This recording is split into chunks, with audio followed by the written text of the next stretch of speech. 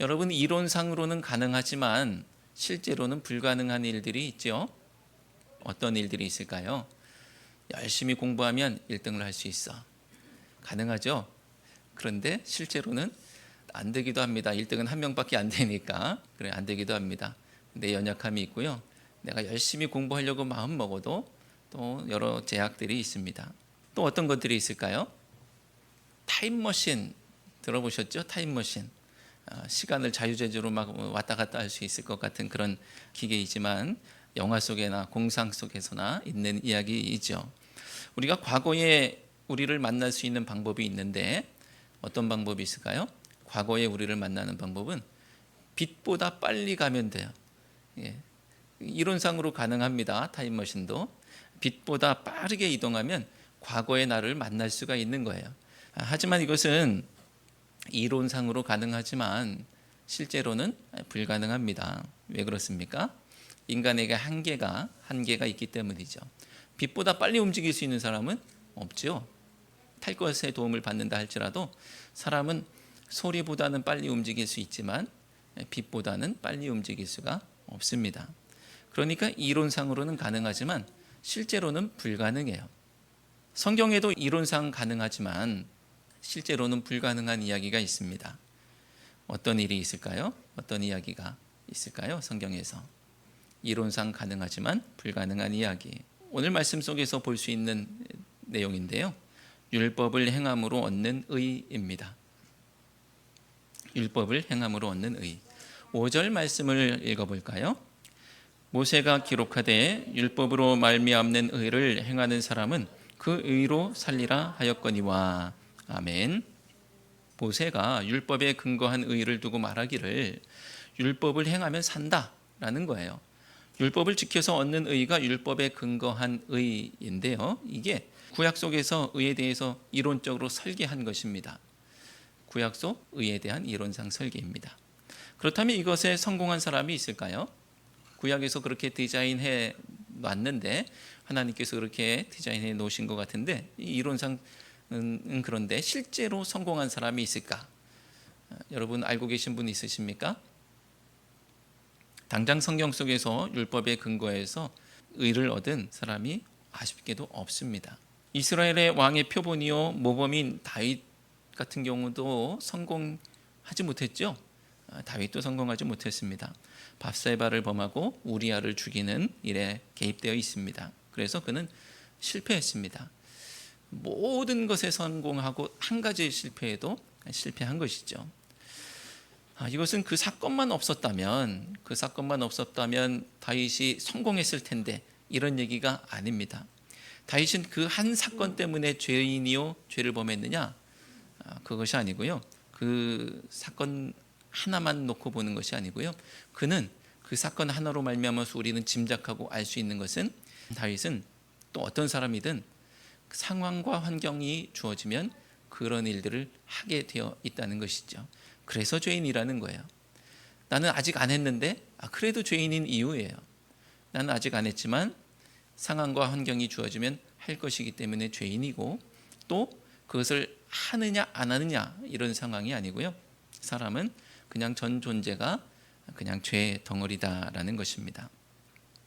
이렇듯 율법으로 말미암아 의를 얻는 것은 이론적으로는 가능한 일이지만 실제로는 불가능합니다. 왜냐하면 사람은 한계를 가지고 있고 또 어리석고 연약하고 부족하기 때문이죠. 그래서 죄를 짓고 또 죄에 거하고 죄를 떨치지 못합니다. 그럼 다 끝났습니까? 이제 다 끝났네. 나는 어떻게 할 수 없네. 다 끝났습니까? 더 이상 의를 얻을 방법이 없고 그저 죄 가운데에서 죽을 날만 기다리며 아무런 소망 없이 살 수밖에 없습니까? 만약 이 땅에 예수님께서 오시지 않았다면 그랬겠죠. 하지만 예수님께서 우리를 죄 가운데 죽도록 그저 가만히 내버려 두시지 않고 이 땅에 오셨습니다. 그래서 우리에게 소망이 생긴 줄로 믿습니다. 성경에는 율법으로 말미암는 의만 나오는 것이 아니고요. 믿음으로 말미암은 의도 소개하고 있습니다. 6절부터 8절 말씀 함께 읽겠습니다. 믿음으로 말미암는 의인은 이같이 말하되 내 마음에 누가 하늘에 올라가겠느냐 하지 말라 하니 올라가겠느냐 함은 그리스도를 모셔 내리려는 것이요 혹은 누가 무저강에 내려가겠느냐 하지 말라 하니 내려가겠느냐 함은 그리스도를 죽은 자 가운데서 모셔 올리려는 것이라. 그러면 무엇을 말하느냐? 말씀이 내게 가까워 내 입에 있으며 내 마음에 있다 하였으니 곧 우리가 전파하는 믿음의 말씀이라. 아멘. 지금 읽으셨고 아까도 우리 전체적으로 읽을 때 읽으셨는데 이게 뭔 소리입니까? 난해하게 들릴 수도 있겠습니다. 근데 믿음으로 말미암는 의에 대한 설명이라는 것은 알겠죠. 앞에 딱 시작할 때 말해주고 있기 때문에 믿음으로 말미암는 의는 예수 그리스도로 말미암는 것이죠. 예수님을 믿음으로 의를 얻는 것입니다. 그러니까 예수님과 관련이 있는 거예요. 예수님 계신 하늘에 올라가서 이 하늘에 가서 모셔오든지 예수님과 관련이 있으니까 예수님이 십자가에 못 박혀 돌아가시고 만약에 무저강에 가 계시다, 죽은 자들과 함께 계시다라고 한다면 저 밑으로 내려가서 예수님을 모셔오든지 해야 하겠죠. 이 믿음으로 말미암는 의는 예수님과 관련이 있으니까 예수님을 위에서 모셔오든 아래에서 모셔오든 해야 되는 겁니다. 그런데 누구도 하늘에 올라가서 그리스도를 모셔올 수도 없고 그리고 누구도 무저강에 내려가서 그리스도를 모셔올 수가 없습니다. 6절과 7절 속에 있는 이 말씀이 어떤 의미인지 어떤 분들은 모셔올 수 없다라는 의미인 할 수 없다라는 취지로 이해하시기도 합니다. 맞는 말이죠. 누구도 가서 할 수 있는 일이 아니니까요. 예수님이 필요한데 어디 가서 모셔올 수 있는 게 아니니까 할 수 없다. 맞는 말입니다. 그런데 저는 이 말씀을 할 수 없다라고 이야기보다는 모셔올 필요가 없다. 필요 없다라고 이해하려고 합니다. 할 수 없는 건 맞아요. 근데 할 수 없어서 안 하는 것이 아니고 할 필요가 없으니까 안 하는 거예요. 왜 하늘에 올라가지 않고 왜 땅속으로 내려가지 않느냐? 그럴 필요가 없으니까. 왜 그렇습니까? 믿음으로 말미암는 의에 대해서 이미 그리스도께서 우리 가운데 오셨기 때문에 하늘에 가서 모셔올 필요도 없고 또 땅속으로 내려가서 모셔올 필요도 없다고 말씀하고 있는 거예요. 오늘 말씀이 그겁니다. 이미 복음이 우리에게 선포되었습니다. 이미 복음이 선포되었는데 또 어디 가서 예수님을 모셔오겠어요? 8절 말씀처럼 말씀이 내게 가까워 내 입에 있으며 내 마음에 있다. 이미 내 입에 내 마음에 가까이 있다라고 말씀하고 있습니다. 어떤 말씀이요? 그 말씀이 어떤 말씀이에요? 곧 우리가 전파하는 믿음의 말씀, 즉 복음이죠. 오늘 말씀에 다 나와 있습니다. 우리가 전파하는 믿음의 말씀이 이미 우리 입에 이 마음에 다 있어요. 그러니까 어디 갈 필요가 없다는 것입니다. 사실 하늘에 올라가고 무저강에 내려가서 그리스도를 모셔오는 일은 할 수 없는 일이 맞습니다. 그런데 이것은 율법의 행위가 그렇다는 거예요. 율법의 행위가. 지금 율법과 관련된 이야기를 계속하고 있고요. 방금 전에도 율법으로 말미암는 의에 대해서 말씀했죠. 그런데 마치 그것은 예수님을 하늘에 가서 모셔오려는 것과 같고 저 무저강에 가서 모셔오려는 것과 같이 할 수 없는 일이다라는 것입니다. 율법을 지킨다는 것은 이렇게 하늘에 올라가서 그리스도를 모셔오려고 뭔가 열심히 해보려고 하는 것인데 그건 불가능한 일입니다. 그런데 믿음으로 말미암는 의는 그렇게 어려운 일도 아니고요. 할 수 없는 일이 아닙니다. 그래서 그런 일, 하늘과 무저강으로 가서 뭔가를 해보고자 하는 일, 또 율법의 노력, 그것을 지키고자 행하고자 노력하는 것, 이런 것들을 할 필요가 없습니다. 이미 우리 가운데 복음이 선포되었기에 말씀이 내 입에 있고 마음에 있기 때문에 어떻게 하면 되느냐? 어떻게 하면 될까요? 9절, 10절 말씀을 함께 읽겠습니다. 내가 만일 내 입으로 예수를 주로 시인하며 또 하나님께서 그를 죽은 자 가운데서 살리신 것을 내 마음에 믿으면 구원을 받으리라. 사람이 마음으로 믿어 의에 이르고 입으로 시인하여 구원에 이르느니라. 아멘. 복음이 저 하늘의 별에 선포되었으면 가서 그 벼를 따와야 되겠죠. 복음이 거기에 선포되었다고 한다면, 또 복음이 저 깊은 땅 속에 선포되었다고 한다면 땅을 파고 들어가서 캐와야 하겠죠. 하지만 예수님께서 이 땅에 오셔서 선포하시고 제자들이 또 믿는 자들이 그들이 선포했던 그 복음은 어디에 선포되었느냐? 우리 입과 마음에 선포되었다는 것입니다. 이 얘기는 할 수 없는 일을 할 필요가 없이 그저 할 수 있는 일을 하면 된다는 거예요. 할 수 없는 일을 할 필요 없이 할 수 있는 일을 하면 된다. 여러분은 입과 마음이 어떤 의미가 있을까 싶으실 수도 있는데요. 입과 마음은 복음에 대해 우리가 반응해야 할 것을 말하는 거예요. 우리가 반응해야 할 것. 왜 귀에 선포되지 않았을까? 귀가 아니고 이제 입으로 반응해야 되기 때문에 들었으면 마음과 입이 반응해야 되는 것이죠. 자, 그래서 우리가 반응해야 할 것. 자, 이것은 또 특별히 율법이 육체로 반응하는 것과 대비되는 모습으로 표현하는 것이죠. 율법은 육체로 반응하는 거예요. 육체로. 그렇기 때문에 오히려 일부러 육체를 배제한 측면이 있습니다. 입과 마음. 자, 우리가 할 수 있는 일이 무엇입니까? 할 수 있는 일을 하면 되는데 할 수 있는 일, 그것은 예수 그리스도의 부활을 마음으로 믿고 예수가 그리스도이심을 입으로 시인하는 것입니다. 여기에 내 어떤 것이 개입할 여지가 없어요. 그저 마음으로 믿고 입으로 시인하면 되는 거예요. 여러분은 이런 과정을 거치셨습니까? 마음으로 믿고 입으로 시인하는 과정. 이게 아무것도 아닌 과정처럼 보이실지 모르겠지만 이 과정이 없이 그냥 육체로 하는 경우들이 있거든요. 그게 율법을 이루려고 하는 모습과 또 교회에서 뭔가 열심히 하는 모습과 같은 것입니다. 하지만 이것은 과정이에요. 입과 마음, 마음과 입으로 반응하고 마음으로 믿어 의에 이르고 그 입으로 시인하여 구원에 이르는 이 과정을 거쳐야 되는 거예요. 그냥 교회에 등록하기만 한 것 아닌지, 또는 태어나 보니 교회, 또 정신 차려 보니 예배, 뭐 나쁜 건 아니지만 과정이 생략될 수 있기 때문에 그것은 조심스러운 부분이 있습니다. 인간 개인에게 자아가 성립되듯이 신앙인 개인에게 믿음이 성립되어야 되는 것인데 그 믿음이 성립되기 전에 그저 행동으로 문화가 되어버렸을 때 그것이 문제가 됩니다. 주님께서 내 마음을 감화하시고 말씀이 역사할 때 우리에게 놀라운 일들이 벌어질 줄로 믿습니다.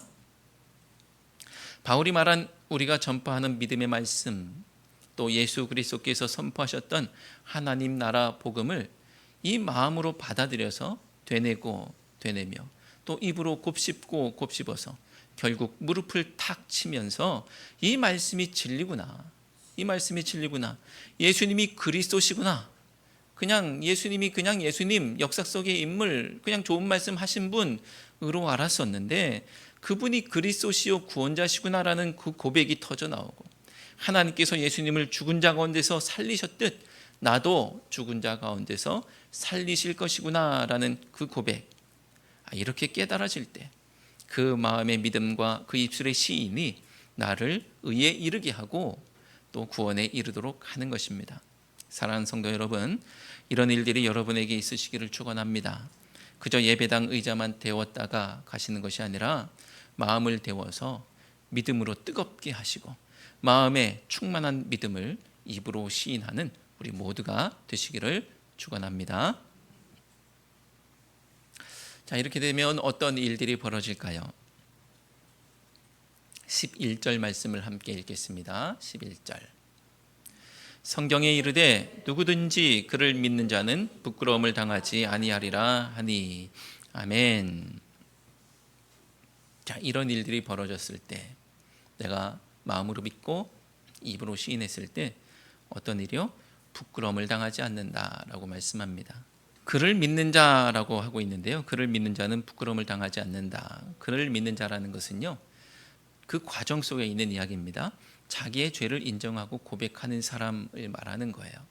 자기의 죄를 인정하고 고백하는 사람, 이것이 믿음의 바탕이고 믿음의 과정이기 때문에 그렇습니다.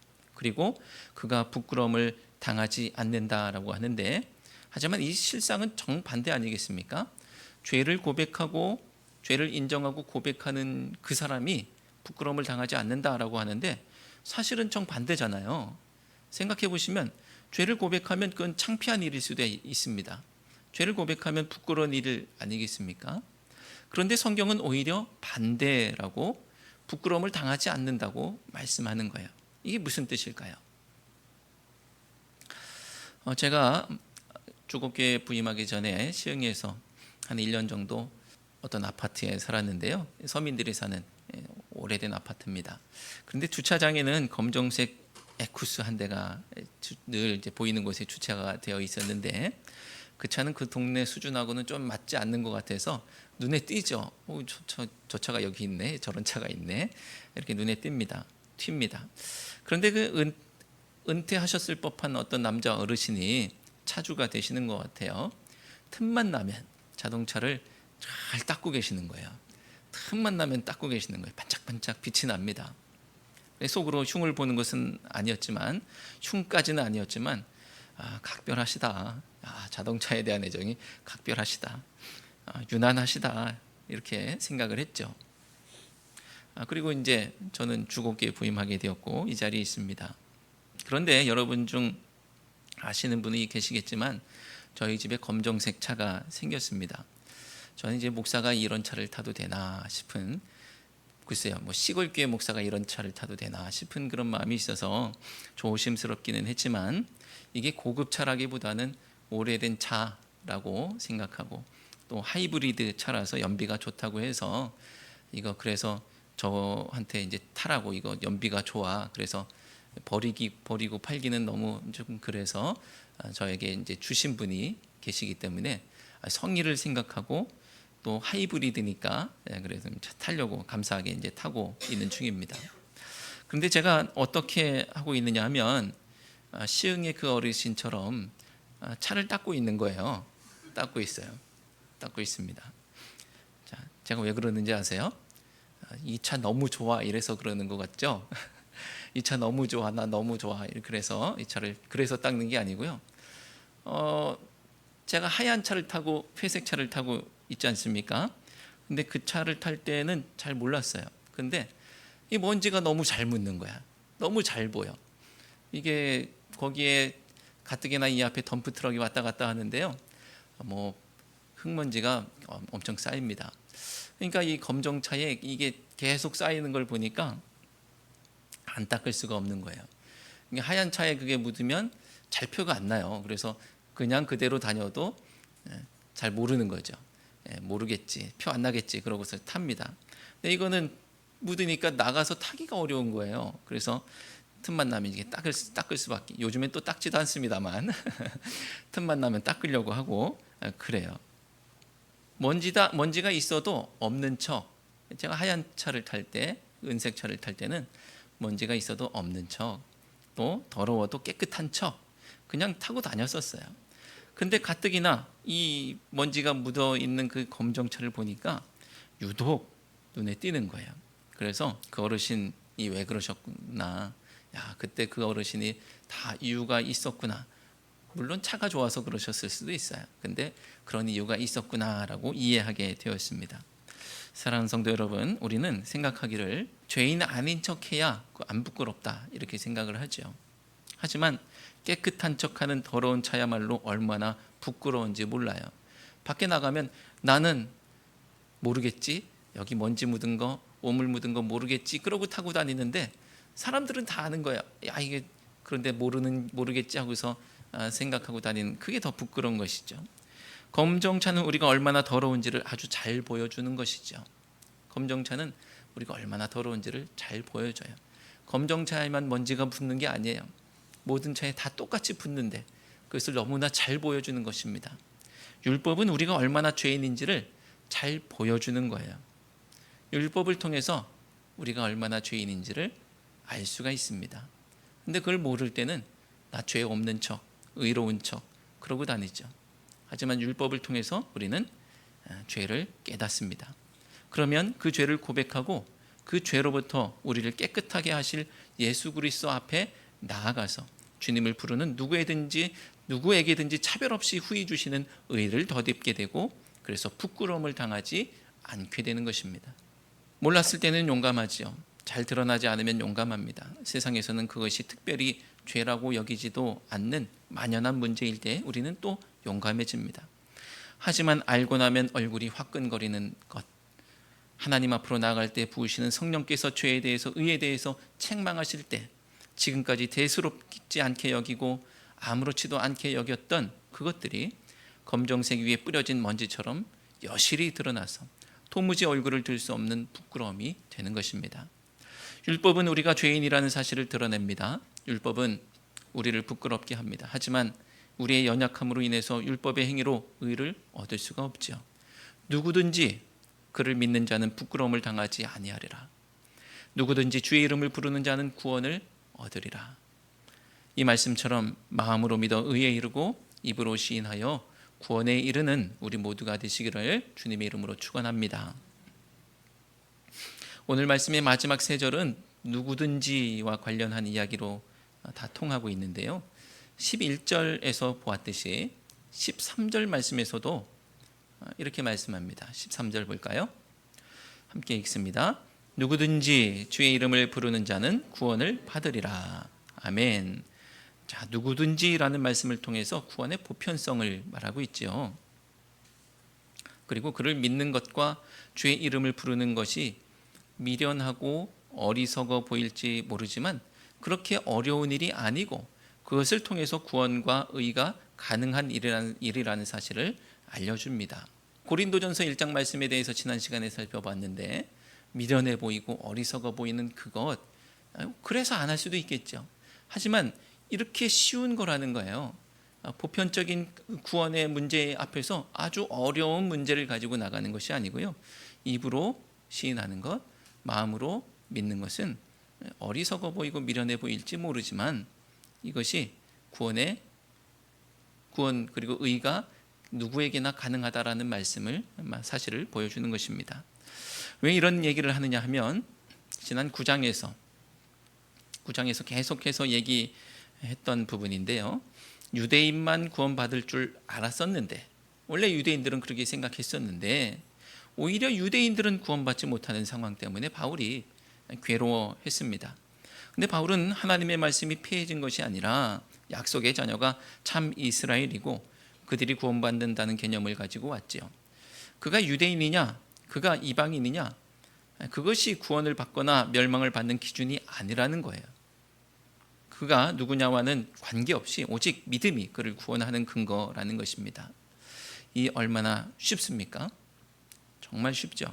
유대인들이 구원받지 못하도록 어렵게 만드신 것이 아니라는 거예요.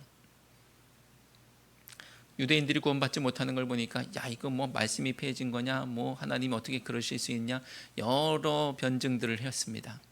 근데 유대인들이 구원받지 못하는 것은 10장으로 넘어오면서 뭐라고 했어요? 9장에서는 하나님의 주권이다, 10장에서는 인간의 책임이다, 그들이 실패한 거다라고 말했어요. 그런데 어떤 것에서 실패했습니까? 이렇게 쉬운 것에서 실패한 거예요. 왜요? 그들이 가지고 있었던 복잡한 그것이 더 지혜로워 보였기 때문입니다. 이렇게 쉬운 일에 유대인들이 실패했다. 12절 말씀을 함께 읽겠습니다. 유대인이나 헬라인이나 차별이 없음이라. 한 분이신 주께서 모든 사람의 주가 되사 그를 부르는 모든 사람에게 부요하시도다. 아멘. 그래서 주님을 부르는 누구든지 그가 유대인이든 헬라인이든 구원을 얻는데, 하나님께 구원과 생명이 부족해서 특정한 누군가에게만 그냥 주실 수밖에 없어서 그냥 너무 부족하니까 너는 받지 마 하고 그렇게 주신 것이 아니라는 거예요. 그렇기 때문에 차별이 없어요. 다 주실 수 있는 거예요.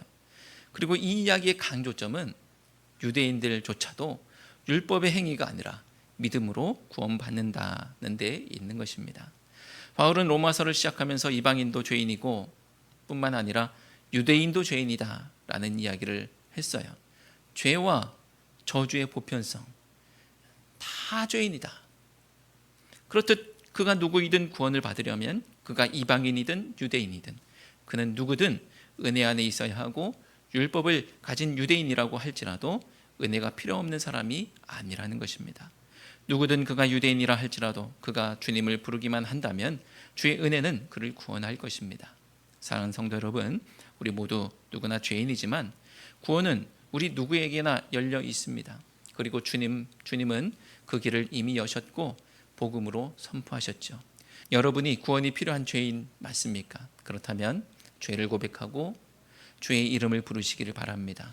그 길이 구원의 길이요 생명의 길이라는 사실을 기억하시고 그 길을 걷는 우리 모두가 되시기를 주님의 이름으로 축원합니다. 기도하겠습니다. 하나님, 가능할 것 같지만 불가능한 일과 미련하고 어리석어 불가능해 보이지만 가능한 일 속에서 저희의 어리석음은 불가능한 일 속에 저희를 몰아넣고 그 속을 헤매고 있음을 고백합니다. 그리고 이만하면 됐다 안도하는 어리석음을 또한 범하고 있습니다.